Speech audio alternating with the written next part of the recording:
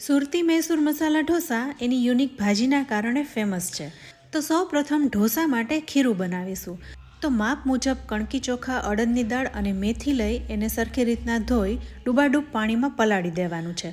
અડધા કલાકમાં બધું સારી રીતના પલળી જશે. હવે બધું આ પીસી લેવાનું છે. તો મિક્સર જારમાં લઈ લઈશું અને થોડું પાણી ઉમેરીને એકદમ ઝીણું પીસી લેવાનું છે.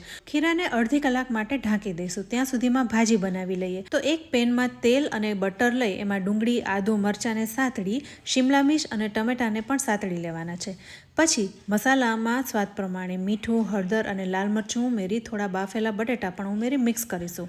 હવે ફરી બટર ઉમેરી લસણને સાતળી લઈશું. સાથે પાઉંભાજીનો મસાલો, લાલ મરચું અને કોથમીર ઉમેરી પાણી ઉમેરીશું. બધું મિક્સ કરી કોથમીરથી ગાર્નિશ કરી લઈશું. ભાજી તૈયાર છે. હવે અડધી કલાક પછી ખીરામાં સ્વાદ પ્રમાણે મીઠું અને થોડું પાણી ઉમેરી કન્સિસ્ટન્સી સેટ કરીશું અને ઢોસાને બનાવી લઈશું.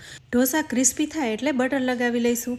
તો આ ઢોસાના ખીરામાં આથો નથી આવ્યો, ઇન્સ્ટન્ટ બનાવ્યા છે, છતાં પણ એકદમ ક્રિસ્પી અને ટેસ્ટી થયા છે. તો તમે પણ આ રીતના સુરતી મૈસૂર મસાલા ઢોસા એકવાર જરૂરથી બનાવજો.